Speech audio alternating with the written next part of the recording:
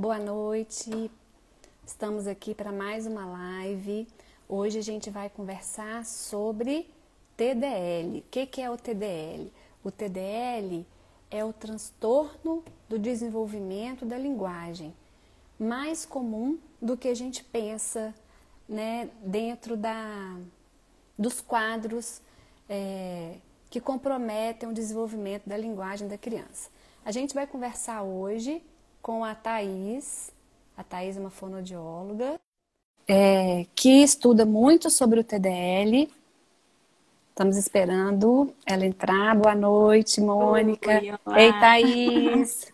Tudo Que bem, joia. Até que enfim saiu nossa live, né, Thaís? Verdade. Eita, namoro longo. Verdade. E aí, tudo bem?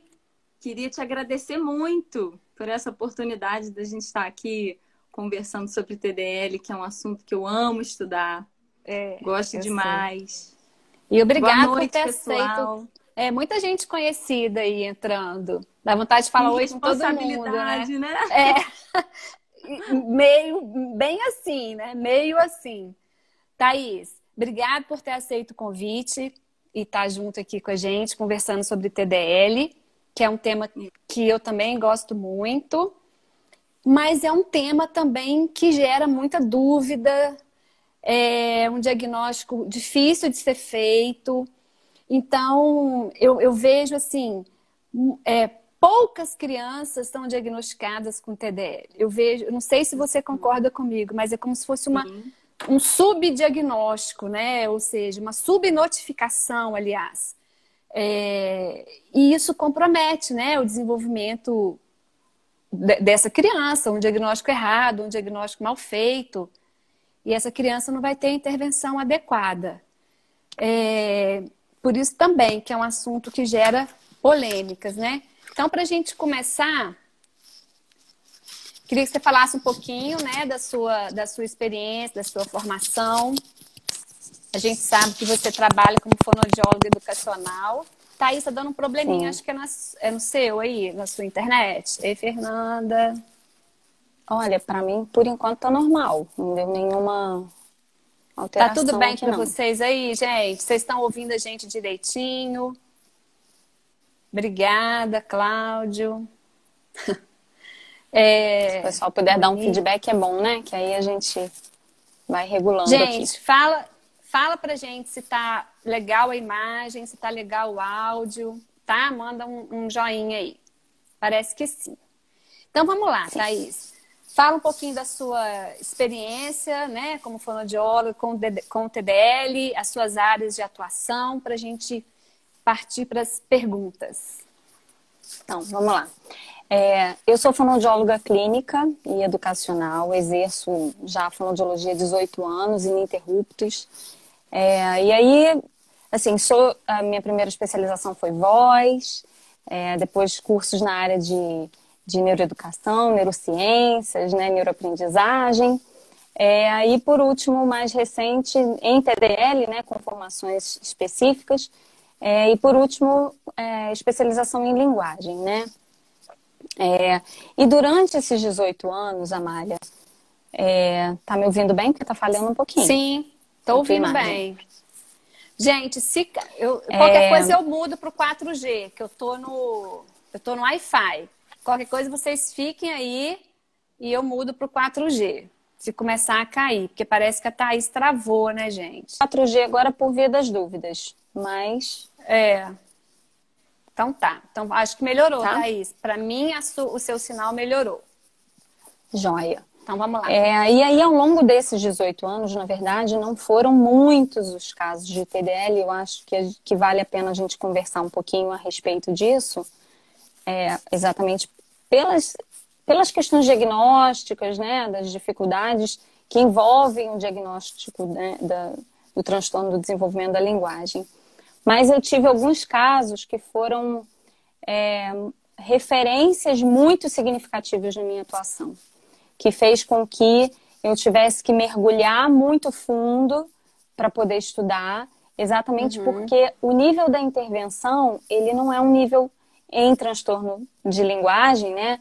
ele não é tão raso, ele não é tão simples. E ele, ele requer um conhecimento da linguagem, dos níveis de linguagem um pouco mais profundos, até para que a gente consiga ter uma assertividade nos resultados.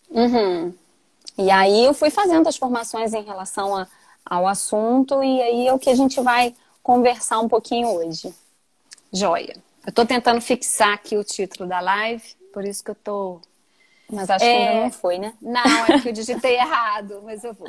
Thaís, então vamos começar falando sobre o que é o TDL, né? Para quem não sabe, ou quem ainda tem dúvida, enfim.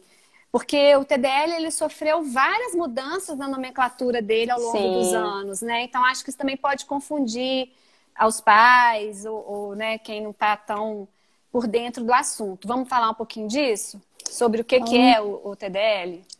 Então, o TDL, a sigla significa Transtorno do Desenvolvimento da Linguagem, que é um acometimento nos subsistemas da linguagem, né, nos níveis. Então, nós temos na nossa linguagem 4 subsistemas básicos, né?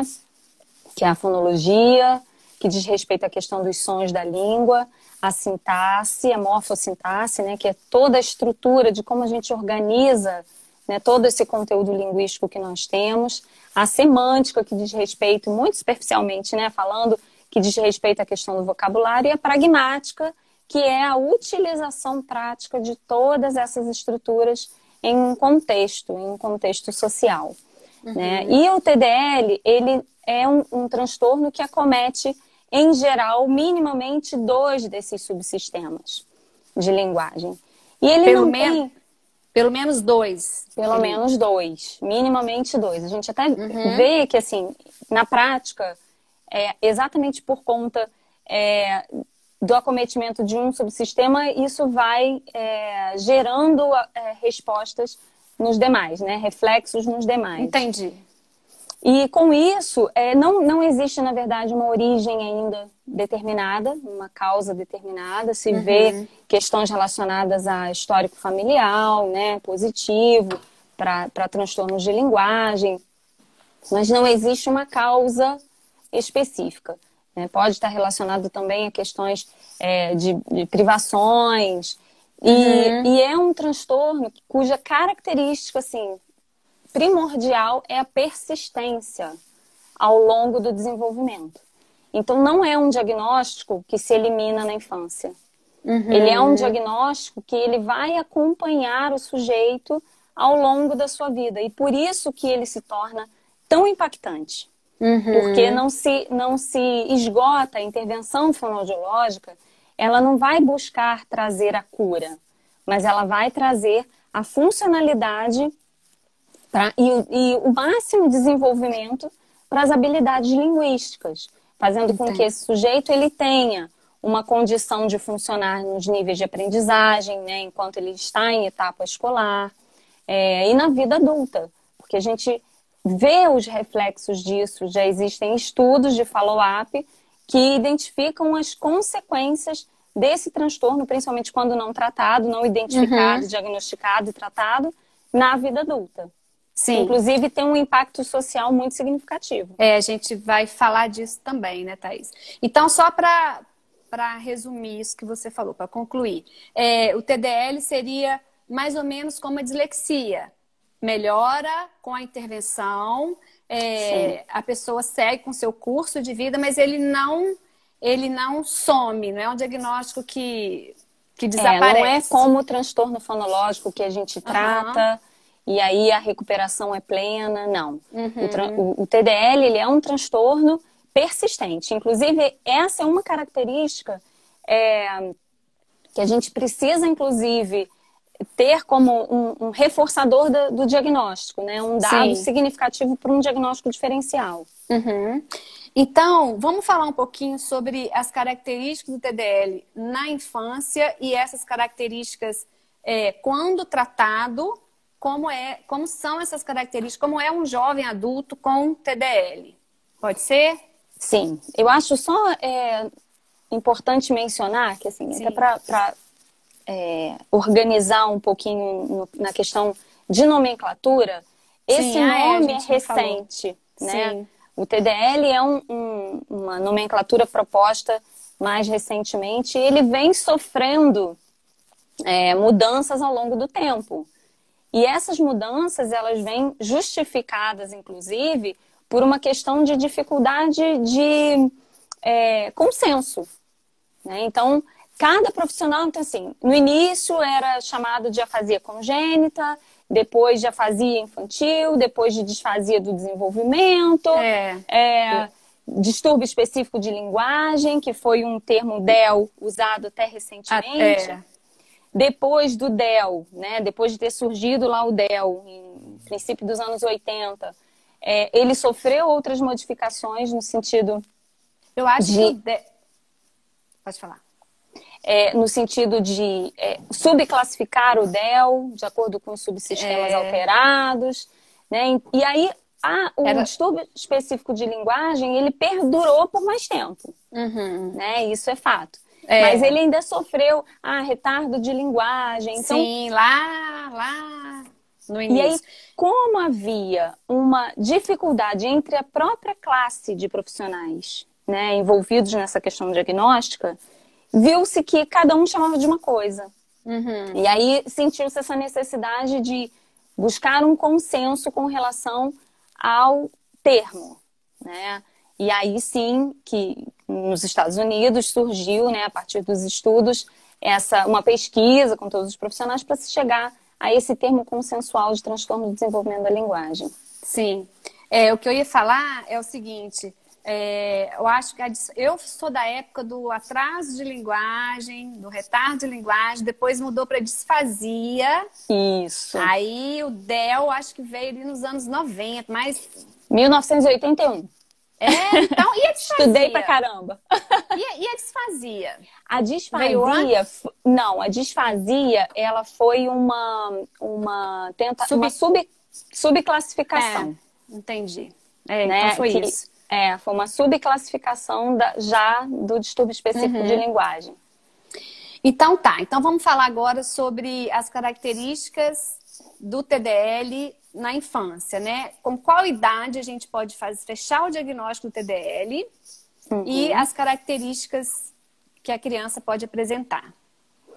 Então, o TDL, para ser diagnosticado com maior nível de precisão, a partir dos 5 anos de idade.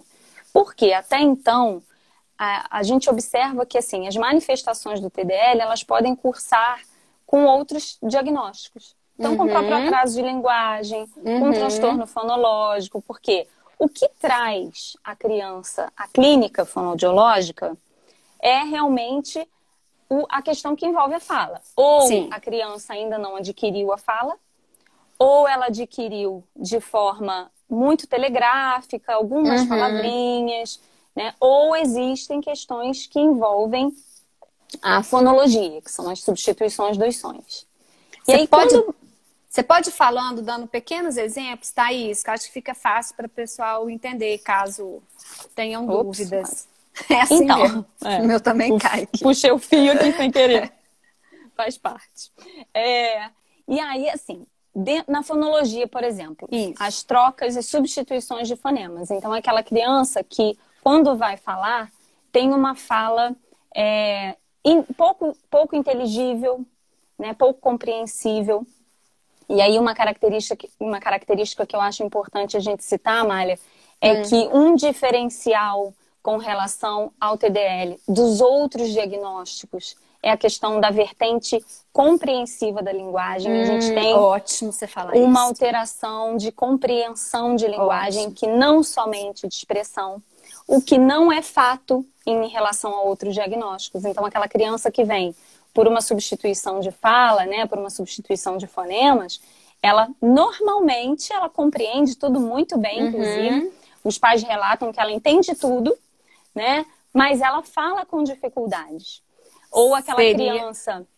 Aí seria só o transtorno fonológico. Transtorno fonológico que agora que é hoje transtorno dos sons da fala. Né? Que a gente tem que ir se adaptando com relação a essas nomenclaturas. E o atraso de linguagem é aquela criança que compreende muito bem, compreende tudo, executa as ações, tudo que você pede, mas ela não consegue esse nível de execução, não de execução, porque pode associar uma questão motora, mas assim, de produção e de organização ainda não chegou. A gente costuma comparar que assim, o atraso de linguagem é como se fosse um trem na estação, né, no seu curso, em que esse trem ele pode andar numa velocidade normal, ou ele pode andar numa velocidade mais lenta, mas ele vai trilhar aquele caminho, né? Então, existe uma variável no atraso de linguagem que é a variável tempo. O que está alterada é a questão do tempo, mas os marcos de desenvolvimento eles estão presentes, o que não necessariamente acontece com o TDL. Então, os marcos do desenvolvimento da linguagem, eles podem estar muito alterados. E aí a gente observa, então, assim, nível de fala. Existem alguns processos de fala que a gente chama de processos idiosincráticos, que são aquelas substituições de fala que não são esperadas, que não são previsíveis e comuns no desenvolvimento. Então, inclusive, assim, eu acho legal a gente citar. Eu tive uma paciente que ela fazia, para a produção do fonema do S, ela fazia com o nariz. Então, ela falava ela não falava assim. Então, é um processo que é idiosincrático. A gente não espera que exista uma alteração. Não é comum esse tipo de alteração. Assim como outras produções. Então, esses elementos, eles vão chamando a nossa atenção e direcionando isso para uma questão de um possível diagnóstico diferencial. Que aí é onde a gente precisa ter mais refinamento aí para a gente poder avaliar. E tá, lembrando que o TDL não se caracteriza só pela uma alteração, somente pela alteração fonológica. Teria que ter alteração tanto na fonologia, que é essa organização dos sons da fala. Só isso, repetir. Fonologia é um aspecto. É um aspecto. Se for só, se a criança só apresentar, por exemplo, igual essa paciente que você citou, se ela apresentar só essa substituição de fala, não caracteriza o TDL. Não é suficiente, né? Como a gente fala, a avaliação fonoaudiológica ela é um quebra-cabeça. E a gente vai unindo essas partes. Existe um processo idiosincrático, existe um processo que não é esperado, associado ao que mais? Tem um histórico familiar? Tem uma alteração de vocabulário? Que essas crianças normalmente têm um vocabulário reduzido. As composições de frases, elas não necessariamente... nas composições de frases, não necessariamente estão compostos todos os elementos. Sim. Então, são crianças que têm dificuldade para o uso de conectivos, né? Para o uso de preposições, para aplicação de do, de, no, na... pronomes, né? Então, normalmente... É uma frase pobre. Né? Uma frase curta, telegráfica. Sim. Eu gosto de utilizar esse termo, porque assim, acho que ilustra bem. Ela realmente marca... o que é... Por exemplo, a carga semântica de um verbo, ela é menor do que a carga semântica de um substantivo, por exemplo. Então, a gente tem tesoura. Tesoura é tesoura. Você já sabe o que é. Agora, se você fala cortar. Cortar pode ser faca, pode ser tesoura, pode ser uma série de outras coisas. Então, normalmente, essas crianças, elas adquirem muito mais substantivos do que verbos. Então, elas têm dificuldades para a formulação de frases. Né? Então, elas vêm com frases simplificadas. O que a gente observa na fala dessa criança é uma simplificação muito grande, que compromete a comunicação como um todo. E aí que entra a questão da pragmática. Então, são crianças mais silenciosas, são crianças que têm pouca intenção comunicativa, exatamente, que na verdade não reflete pouca intenção comunicativa, mas pouca iniciação aos atos comunicativos. Exatamente. Porque ela se sente insegura em se comunicar. Ou ela não tem subsídio, ela não tem palavras ali prontas para, às vezes, expressar uma frase toda. Às vezes ela fala uma palavra da frase, tipo, ela quer cortar alguma coisa, ela fala tesoura. Ela quer se fazer entender. Aí a pessoa fica, né, perdida às vezes, sem saber o que ela... Principalmente pessoas que não são da família, né? Que não estão acostumadas. E isso até você tocou num ponto que eu acho importante, que assim, às vezes a família, e até muitas vezes é o que retarda o diagnóstico, porque a família entende aquilo que a criança fala. E aí isso faz com que muitas vezes eles não levem essa criança de imediato, né? Como, assim, os marcos linguísticos, eles não são tão determinados, tão marcados mesmo, como são os marcos do desenvolvimento motor, por exemplo, a gente acaba vendo uma espera que é muito pouco funcional para essa criança. Então, assim, a criança não sustenta a cabeça, a mãe vai para o neurologista. Mas a criança tem 2 anos e não combina palavras em frase, que sejam 2, vamos esperar, porque ela vai desenvolver. Assim e muitas vezes essa espera, ela gera... Exatamente, ela gera... Existe uma coisa que se chama janelas de oportunidades, né? Que são os períodos em que o cérebro está lá pronto para estabelecer conexões, né, em determinadas áreas. E aí o que a gente observa é que essa demora nesse diagnóstico tem feito com que algumas crianças elas ou recebam outros tipos de diagnóstico. Isso. Porque aí quanto mais a criança ela deixa a malha de receber os estímulos, ela vai deixando de se comunicar, ela vai assumindo determinados comportamentos que são fruto dessa falta de comunicação, e aí outros diagnósticos são atribuídos. Então, é autista, ele tem apraxia de fala, ele tem outras questões, e por isso que acaba que as crianças, muitas vezes, elas não entram na estatística diagnóstica. E a gente tem uma prevalência significativa, que são 7%. Mais do que... você viu o post que eu fiz, né, antes da live? Mais casos de TDL do que de autistas. Exatamente. Né? Então, só daí a gente já percebe a dificuldade no diagnóstico ou diagnósticos errados, né? Sim, e essa questão dos diagnósticos errados gera, inclusive, uma dificuldade nessa conscientização da população com relação a isso. Eu acho que o movimento do TDL no Brasil, né, ele está sendo em prol disso, dessas crianças elas aparecerem, porque se existe essa prevalência alta, existe alguma coisa errada. Por que essas crianças não estão chegando e não estão recebendo necessariamente... As pessoas estão falando, o diagnóstico é realmente difícil. A gente tem poucos instrumentos no Brasil, né? E que isso... então, acaba que demanda do profissional uma expertise maior. Sim. Um feeling ali, né? Opa, isso daqui tá com cheirinho, né? Não é só o que parecia ser, né? E às vezes o que você vai precisar é de uma terapia diagnóstica. Sim. E aí, quanto tempo? Você falou que após os 5 anos, mas você já falou dos sinais que a criança apresenta antes disso. E além disso, o TDL ele pode cursar também com uma dificuldade motor, um transtorno motor de fala, como uma apraxia, por exemplo, ou um atraso motor de fala? Sim, na verdade, existem algumas co-ocorrências possíveis. Assim, eu acho que é importante a gente mencionar também uma outra questão com relação ao critério diagnóstico. Então, antes, né, até o DSM-4, a gente tinha um critério diagnóstico onde a criança, para ser diagnosticada, e eu vou falar isso até por conta da questão da inteligência, né? Para a criança ser diagnosticada com TDL, ela precisaria ter uma discrepância observada nas avaliações neuropsicológicas na questão da linguagem não verbal, né?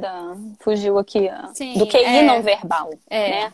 Das habilidades não verbais. Que é a comunicação gestual, por exemplo, a habilidade de se fazer entender, às vezes, na falta da fala, por exemplo. E aí, muitas vezes, a avaliação neuropsicológica, ela vinha exatamente para completar e traçar um perfil de diagnóstico diferencial. Só que a gente tem aí uma outra questão.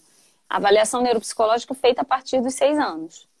Agora, já há algum tempo existem algumas provas, parece que a partir dos 4, 5 anos, mas para uma precisão em termos de diagnóstico, as provas dos 6 anos. Então havia essa essa necessidade de uma discrepância com relação ao QI não verbal. Hoje, isso já não existe, não houve consistência nessa questão. Então, assim, a gente pode pegar uma criança, você está em dúvida, você sugere uma avaliação neuropsicológica, essa dúvida não impede a intervenção, ao contrário, essa criança ela precisa continuar atendendo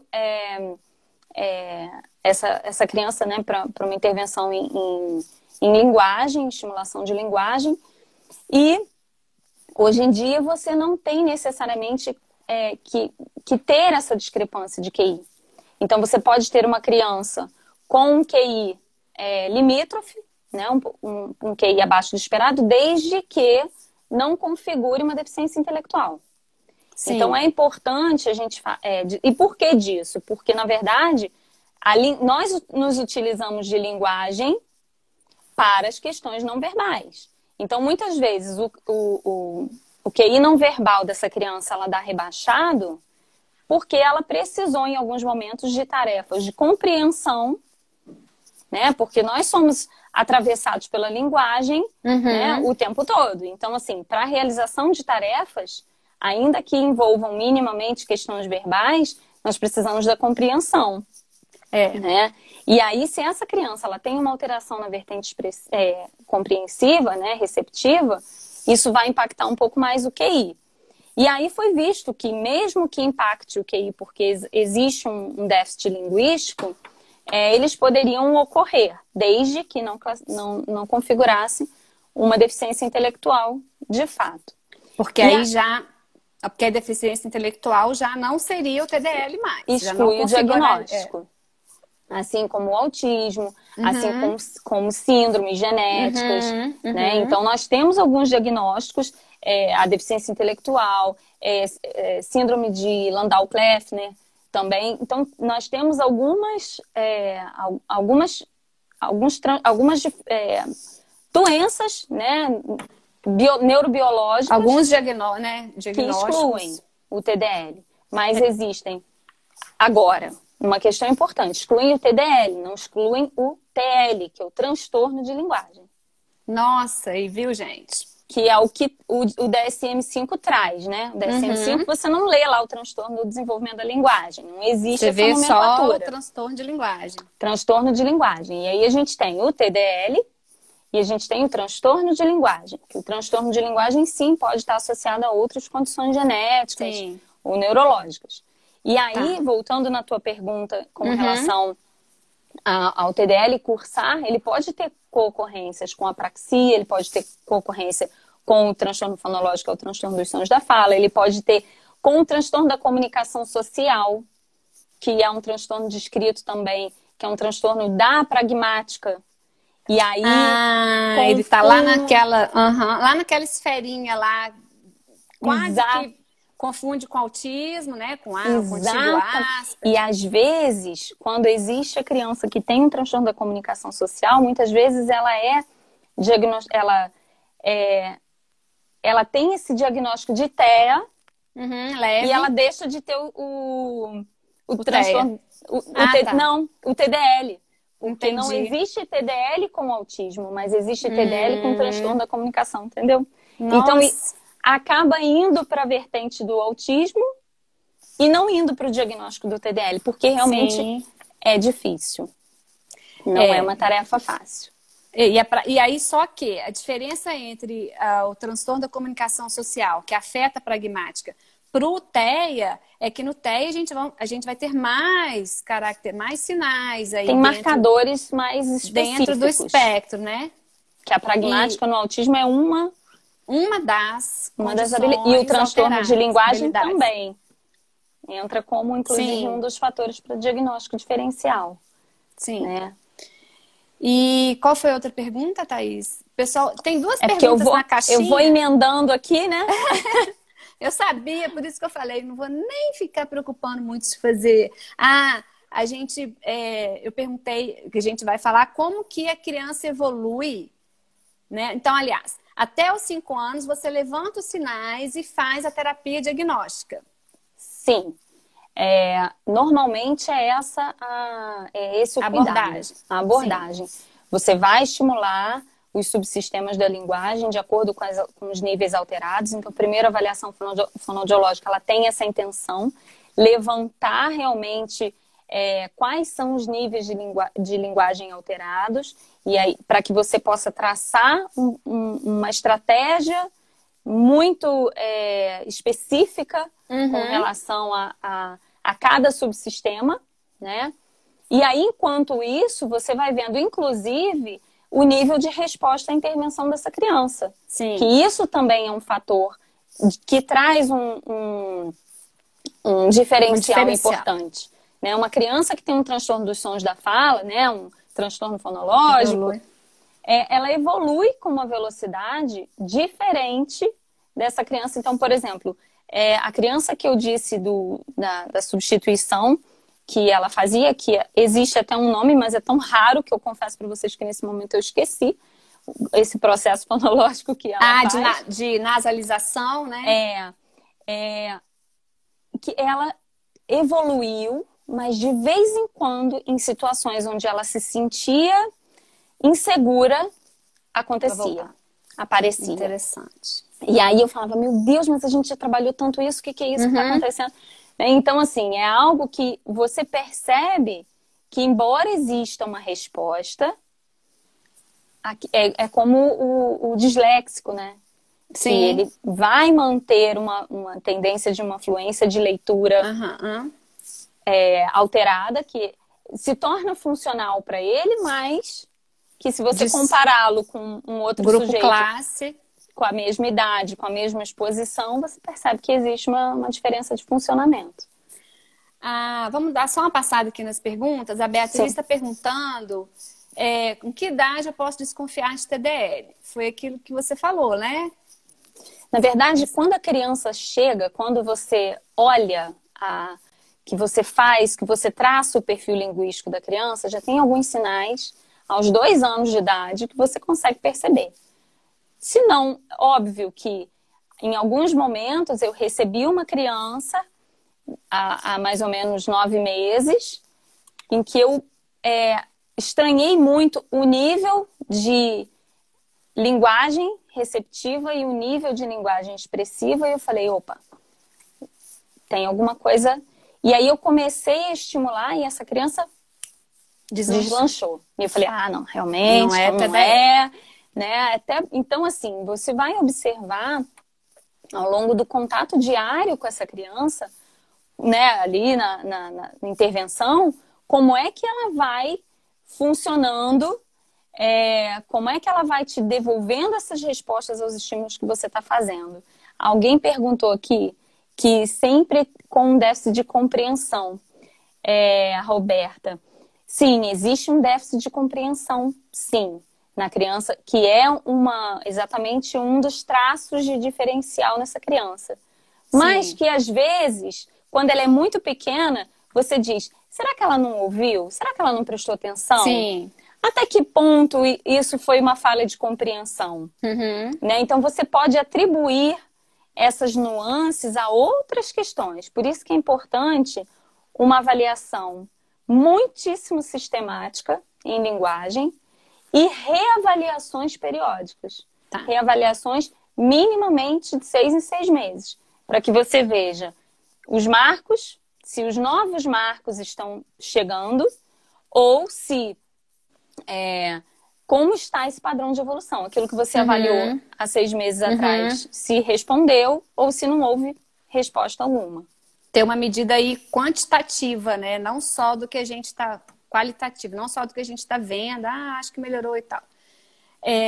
Thaís, tem uma pergunta que passou lá em cima que eu quero fazer, e essa daqui. A avaliação de prova neuropsicológica só tem valor diagnóstico mesmo aos 6 anos? É isso? Ela pergunta. Não é que só tenha valor aos 6 anos. É por uma questão de baterias que existem com relação aos 4 anos e com relação aos 6 anos. Então, não é que não tenha valor, não. Pelo contrário, eu acho que uma avaliação neuropsicológica ela só tem a somar em qualquer época da vida, né? Mas algumas provas de função executiva, por exemplo, a criança ainda não atingiu a maturação, né, necessária para... resolver aquela prova. E Então, aí, pode ser que ela não esclareça. E aí, Sim. como é uma avaliação que é cara, né? No sentido, sim, né? de investimento não é uma mesmo, avaliação... né? Porque os materiais Sim. são caros. E assim, para a família, nem sempre é possível. Então, às vezes, você vai submeter a criança à avaliação aos 4 anos e não necessariamente ela vai te trazer as respostas Que a gente suficientes. quer, né? E aí você faz todo esse processo e fala, mas eu continuo em dúvida. A família não é possível, né? Então, realmente, assim, a avaliação aos 6 anos, ela vai ter um outro peso em termos de complementaridade diagnóstica. Até, dependendo do tempo que essa criança ficou na fono, a gente já consegue encaminhar com mais detalhes, né, para o neuropsicólogo. Sim, com certeza. Até em termos de resposta mesmo. Sim. Né, daquilo que você viu enquanto intervenção. Bom, então o outro que eu achei aqui... Gente, quem está perguntando sobre os materiais, a Thaís vai falar depois, aí eu passo aqui para vocês, tá? Joia. Aí a Dona, o som aqui, ó, ela tá vendo aí? É uma bateria cognitiva para crianças com menos de 6 anos, som R. Não sei se não conheço essa.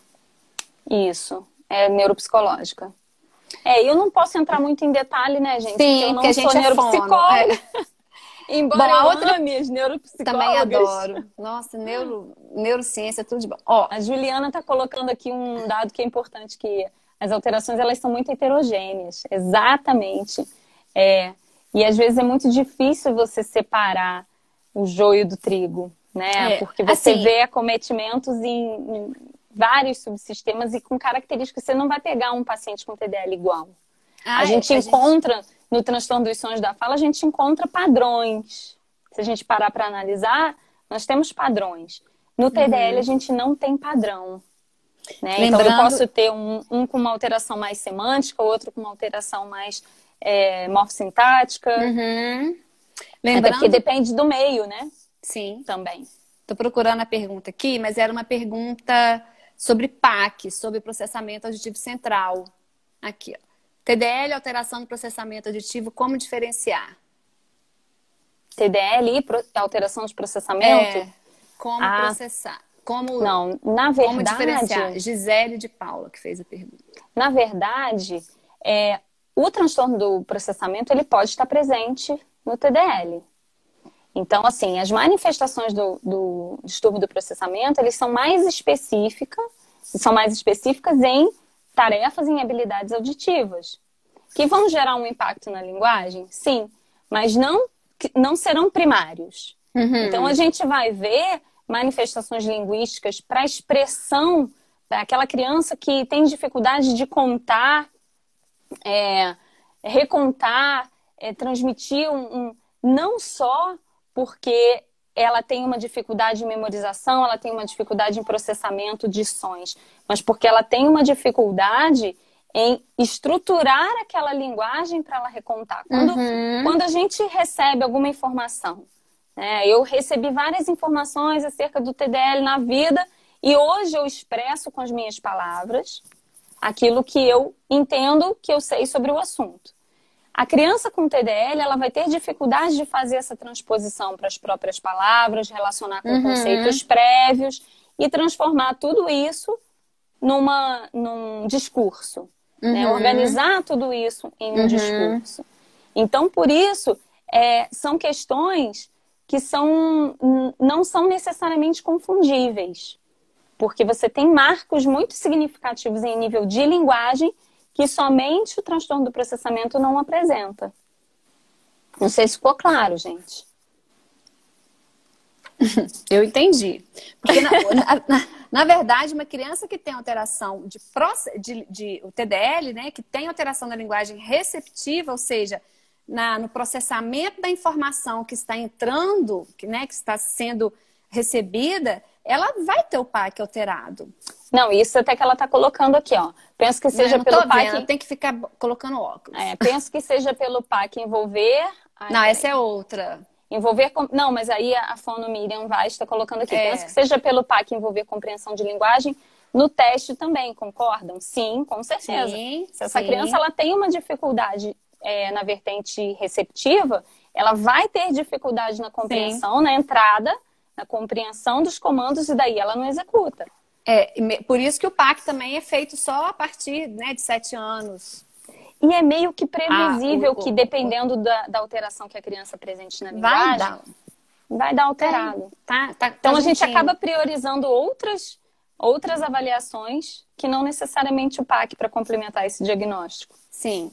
A Mônica fez uma pergunta bacana aqui. Na sua opinião, quais são os fatores mais relevantes para o diagnóstico diferencial entre TDL, semântico, pragmático e o TEA? Então, hoje em dia não existe mais essa classificação, né, de TDL, semântico, pragmático e TEA. Só TDL. Isso só aí TDL. Na época do transtorno do DEL, né? Do DEL. Época do... Embora não exista essa subdivisão, a gente precisa, numa avaliação, a gente precisa citar quais são os subsistemas alterados. Tá? Então, embora isso não seja nomenclatura, é fundamental que a gente explicite isso, quais são os subsistemas alterados. E aí, para a questão do TEA, existem marcadores. O que pega na questão do diagnóstico do autismo com o transtorno de linguagem? É a questão da pragmática alterada. Então, o que ocorre? Você tem um produto, eu costumo exemplificar assim, que a pragmática é o produto final da linguagem, né? Ou seja, eu falo que é o carro zero pronto para funcionar, mas sem a gasolina. Sim, né? Então, assim, é o produto final, é aquilo que a gente vê enquanto comunicação, né? No autismo, a gente vê um impacto significativo na vertente pragmática, né? Na linguagem pragmática, que a gente também observa no DEL, no TDL. Por quê? Porque tantas manifestações nos níveis da linguagem, tantas dificuldades para organizar essa linguagem, para estruturar isso numa forma, né, numa morfologia adequada, faz com que eu tenha baixo desejo de comunicação, o que é diferente de baixa intenção comunicativa. Isso que eu ia falar, um grande diferencial. Né? E de marcadores. Isso que eu ia falar, não. Isso que você ia pensa. falar. Isso que eu penso. Então, assim, algumas questões que envolvem estereotipias, a presença de estereotipias no autismo que não existe no TDL, a questão do contato visual, que não existe. Então, tem alguns marcadores. Óbvio, aquele comportamento mais rígido, menos flexível. Repetitivo, né? Interesses restritos. Existem algumas questões que são típicas do TEA, né? Do autismo.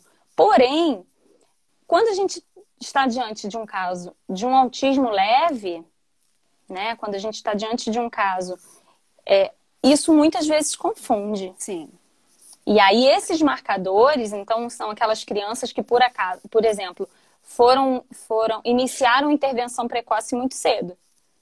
Então, assim, os pais observaram, porque tinha isso, também já aconteceu comigo, os pais observaram que a criança, porque tinha um filho mais velho, perceberam que o desenvolvimento do filho mais novo não estava próximo ao que eles tinham enquanto experiência com o filho anterior, e iniciaram uma intervenção precoce.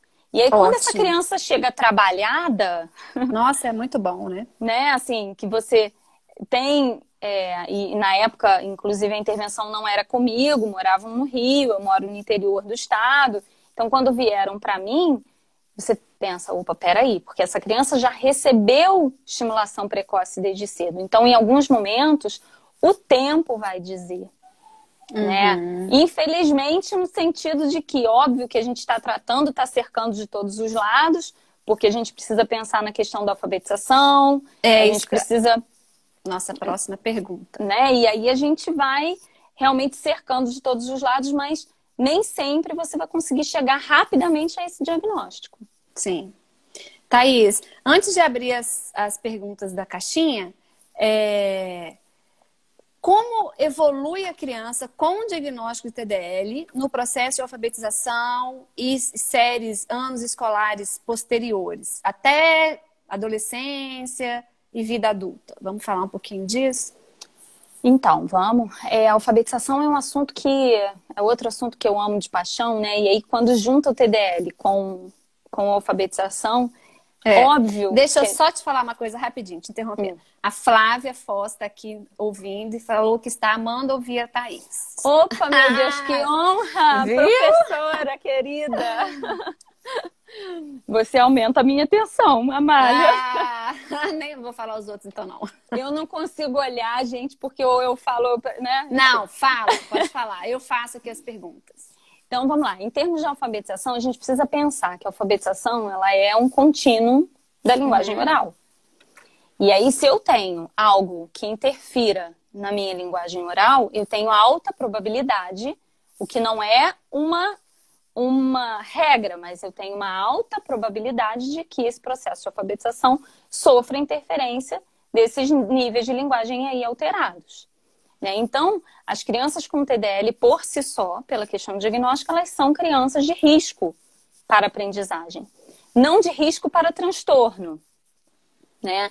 Isso também é uma discussão que existe no meio acadêmico. Grande discussão.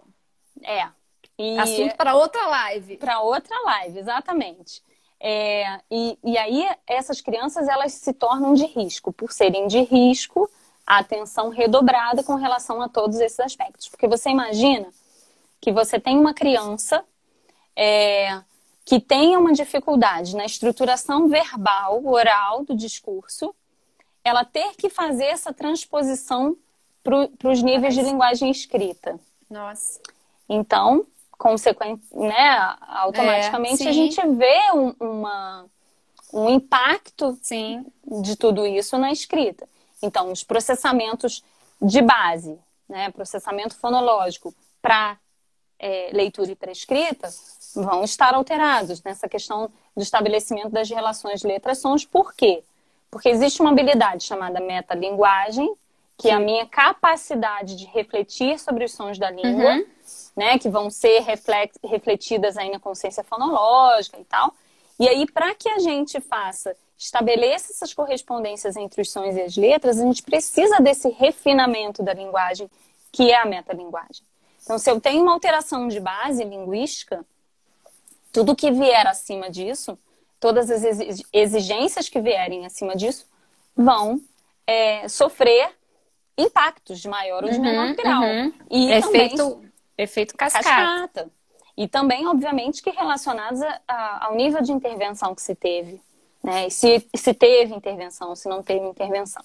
Então, essa criança que eu cito com muita propriedade, que eu acompanhei até recentemente, fazer 15 anos, tô velha, essa criança, ela começou a ter ela teve dificuldade no processo de alfabetização, claro. A atenção com relação a isso e as intervenções, elas foram redobradas nesse sentido. E para o que evoluiu? Né? Ela foi alfabetizada, ela adquiriu leitura e escrita, mas todo o processo de adaptação é extremamente necessário para ela. Adaptação curricular? Curricular, por conta de defasagem de vocabulário, né? Por dificuldades com a complexidade dos enunciados para compreensão. Sim. Então, não necessariamente ela vai ter um problema de execução das respostas, mas ela vai ter um problema de compreensão desses questionamentos. E isso vai impactar as respostas. Que não deixa de ser o processamento da informação, né? Sim. Assim, tudo processamento auditivo, tá tudo meio imbricado. Exatamente. E aí, por exemplo, quando você começa a avançar na escolaridade, que o nível de vocabulário muda, se torna mais acadêmico, né, menos usual e mais específico, mais acadêmico, essa criança ela vai tendo, com o aumento das demandas, ela vai sofrendo essas interferências. Sim. Então, o que a gente tem de mais difícil hoje, Amália, que eu penso nas intervenções escolares com relação ao TDL, é o desconhecimento por parte das escolas acerca do diagnóstico. Então, eu vou te falar assim, o que eu fiz? Se é difícil para nós, fomos, imagina. Então, o que eu fiz? Eu fui à escola da minha paciente, e aí eu acho interessante a gente até mencionar que, por exemplo, existe uma questão que existe uma prevalência de 3:1 com relação à ocorrência do TDL em meninos em relação a meninas, né? Mas existem dados clínicos de um quadro mais grave Nas meninas. quando aparece nas meninas. Igual a gagueira, né? Eu não entendo muito bem de gagueira, mas acredito que sim. Então, o que ocorre? Como ela tinha uma dificuldade muito significativa, eu fui à escola e quando eu cheguei com um relatório de TDL todo esmiuçado, eu vi na expressão da coordenadora que ela não conhecia o diagnóstico. Eu falei, vamos fazer o seguinte, você se importa de eu marcar de vir aqui conversar com seus professores com relação ao que é o diagnóstico? E aí eu fui e fiz um bate-papo para os professores. Poxa, isso existe? Foi essa pergunta que eu recebi. E eu falei, existe com muito mais frequência do que se imagina. Porque a gente convive com várias pessoas que têm um transtorno de linguagem, né, do desenvolvimento da linguagem. E eu acho que do desenvolvimento exatamente porque a gente é um ser em desenvolvimento a vida inteira. E por isso ele não pode ser... eu creio que ele é específico. Acompanha, né? Acompanha a pessoa, o desenvolvimento que está ali te acompanhando. Né? Exatamente. E a qualquer momento que surgir um vocabulário novo, ele pode ter uma dificuldade em acompanhar isso, né? Então, o diagnóstico ele não é impeditivo para uma vida profissional, mas a preocupação que existe é que, por conta dele impactar a questão social, da interação social, do engajamento social, isso reverbera, né, em muitas vezes uma escolarização reduzida, porque nem sempre essas crianças... Existe um nível de evasão muito grande. Né? Então, de abandono. E aí, isso reverbera em quê? Em oportunidades de emprego reduzidas. Sim. E isso reverbera num salário baixo. E isso reverbera numa questão social. Então, o movimento que é feito no Brasil é exatamente para entender que o TDL ele pode impactar numa questão de saúde pública. Por causa do nível de impacto social que isso gera. Então, voltando para a questão da aprendizagem, quando a gente tem uma criança com TDL e ela vai avançando na escolaridade, a gente acaba vendo que as dificuldades elas vão acompanhando o sujeito ao longo da vida. Sempre que surgir uma situação nova, a gente pode estar diante de um desafio a ser alcançado aí e a ser suprido. Vencido. Thaís, vencido. Vamos lá. A gente tem 10 minutos para terminar a live. Mais ou menos aí uns 11 minutos. Eu preciso abrir as perguntas da caixinha. Vamos lá. Caixinha mágica. Que meninas, a live, se Deus quiser, eu vou conseguir salvar essa, porque a do autismo, da intervenção no autismo eu não consegui salvar. E... Meninas, o que é essencial a realizar na avaliação? Não dá pra gente falar isso tudo em detalhes, Provas de todos os subsistemas. Isso é que precisa ficar claro.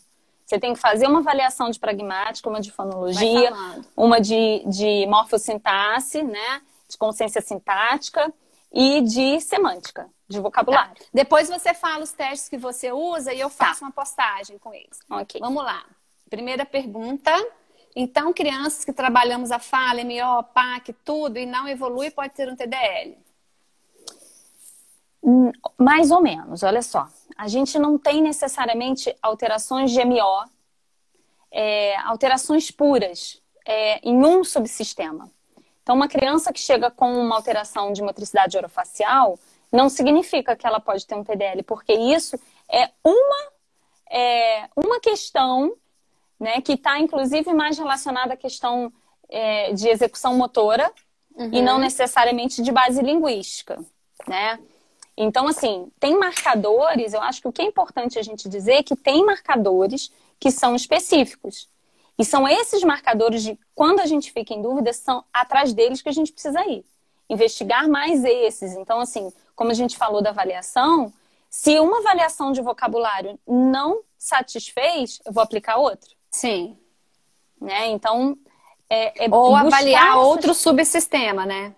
Na verdade, tem que avaliar todos. Todos.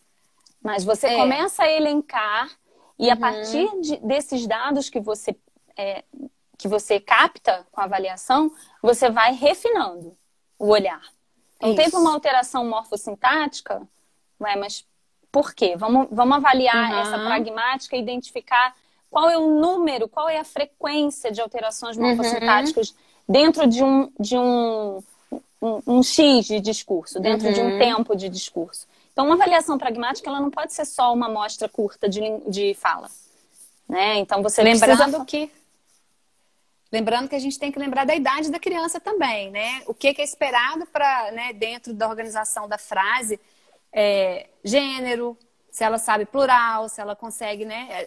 Tem que ver. E outra coisa, né? Correlacionando sempre dados de histórico familiar, que são riscos, né? Representam riscos, e da questão social, no sentido de exposição a estímulo.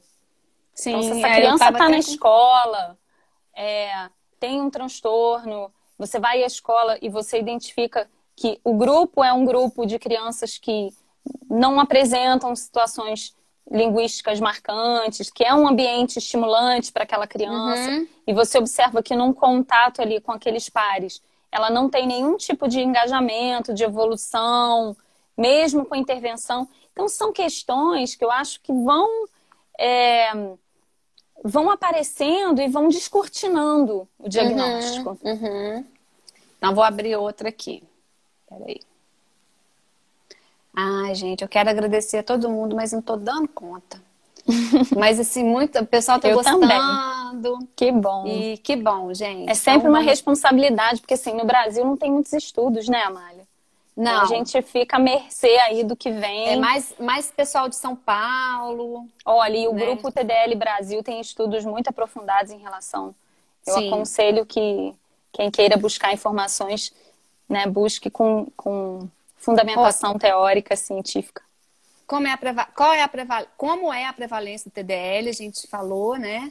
3:1, uma prevalência de 7%. Então, numa população de 30 crianças, nós, em idade pré-escolar, nós temos aí 2 crianças com TDL. Vamos lá, a outra pergunta é: quais protocolos ela vai falar? Depois eu coloco para vocês. Pode ser, né, Thaís? Sim, com certeza. Porque a gente está... porque se a live encerrar e eu não consigo gravar, foi o que aconteceu na outra. Protocolos de avaliação, protocolo de terapia... A Fono Giovana está perguntando, a gente vai falar também, tá? Ela terapia vai citar... não tem muito protocolo, tem algumas técnicas, né? Que são técnicas já bastante conhecidas, mas que funcionam bastante, específicas para cada subsistema. Você poderia citar uma? Por exemplo, para pragmática? Olha, não vou saber te falar nome. Porque, na verdade, o que eu descobri na formação? Que eu já fazia aquilo ali desde sempre, em função da faculdade, da prática, dos cursos da vida, mas que eu desconhecia que tinha um nome, que eram técnicas fundamentadas. Eu posso, inclusive, passar para você. Joia. E isso é muito bom quando a gente faz os cursos, né? A gente já fala, então é isso. Eu fazia isso e não sabia que tinha um nome.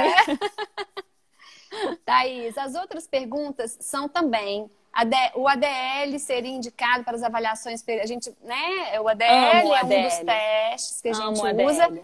A pergunta inclusive, meu novo vai chegar, porque eu assisti uma live essa semana e tá muito bom, por sinal. A ADL seria indicado para as avaliações periódicas de perfil linguístico? Sim, a ADL, as provas de vocabulário, o TVFUSP, né? O TVFUSP, as provas do ABFW, são provas... Não existem, mas tem as subdivisões caíram com o DSM-5. Opa, tá acabando. Gente, agora vamos encerrar para eu poder conseguir salvar a live, Thaís. Muito obrigada. Amei. Eu que te agradeço a oportunidade. Gente, Perguntas depois lá eu mando para Thaís, tá bom?